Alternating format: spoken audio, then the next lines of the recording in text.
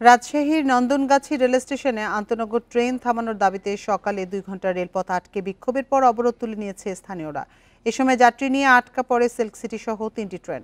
বন্ধ থাকে রাজশাহীর সঙ্গে সারা দেশের রেল যোগাযোগ। বান্ডেল থাকলে প্রতি সেনমানিতে টাকা বাঁচবে। বিকাশ সেনমানি বান্ডেল কিনে জিতুন প্রতি লেনদেনে। সকাল 6:30টার দিকে নন্দনগাছি স্টেশনের অদূরে সাগরদাড়ি এক্সপ্রেস থামিয়ে বিক্ষোভ করেন আন্দোলনকারীরা।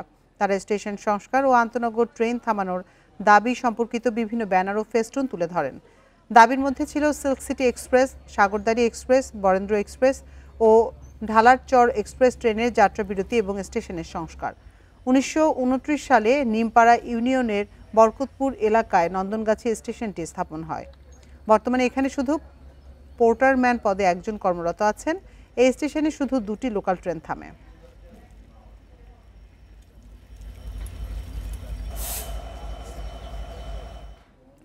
এ নিয়ে আরো জানাতে রাজশাহী থেকে আমাদের সাথে যোগ দিচ্ছেন সহকর্মী মোস্তাফিজুর রহমান।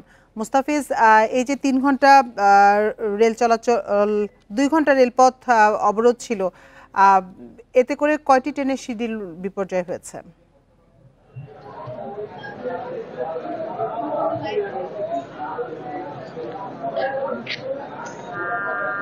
দেখুন, প্রায় 2 ঘন্টা রাজশাহী যে নন্দনগাছি স্টেশন, সেখানে প্রায় 2 ঘন্টা যাবৎ কিন্তু প্রায় 4টি ট্রেন এখানে আটকা পড়েছিল এবং সকাল 6:30টায় রাজশাহী থেকে খুলনাগামী যে সাগরদাড়ি এক্সপ্রেস, সেটি কিন্তু এখানে প্রথম আটকা পড়ে। এরপরে পর্যায়ক্রমে সেই বনলতা যেটি 7টার সময় ছেড়ে গেছিল এবং এরপরে কিন্তু 7:40-এ রাজশাহী থেকে ছেড়ে গেছে সিল্ক সিটি এক্সপ্রেস। সেই ট্রেনগুলো কিন্তু পর্যায়ক্রমে আটকা পড়েছে এবং এখানে যে বিষয়টি দেখা গেছে যে এই আন্দোলন কিন্তু এর আগেও এখানে যারা স্থানীয়রা ছিলেন তারা কিন্তু এই দাবিটি তুলেছিলেন যে নন্দনগাছি স্টেশন এটি একটি অনেক পুরনো স্টেশন, কিন্তু পুরনো স্টেশন হওয়ার পরও এইখানে কোনো আন্তনগর ট্রেন থামে না।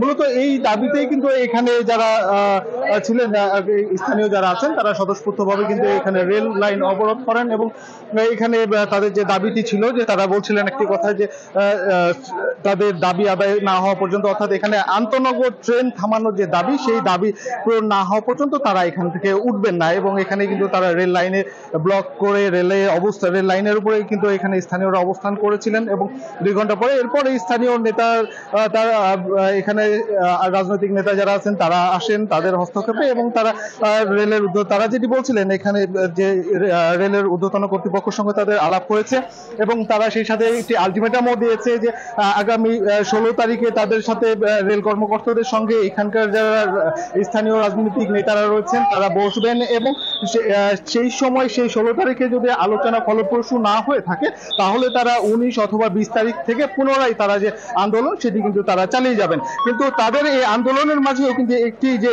বিষয় দাঁড়িয়েছে, যে এখানে যাত্রীর যে দুর্ভোগের বিষয়টি দাঁড়িয়েছে, সেটি কিন্তু বেশ চরম দেখেছি, কারণ এখানে প্রায় 2 ঘন্টা ধরে যাত্রীরা এখানে অবস্থান করছিলেন। রাজশাহী থেকে জানাচ্ছিলেন সহকর্মী মোস্তাফিজুর রহমান।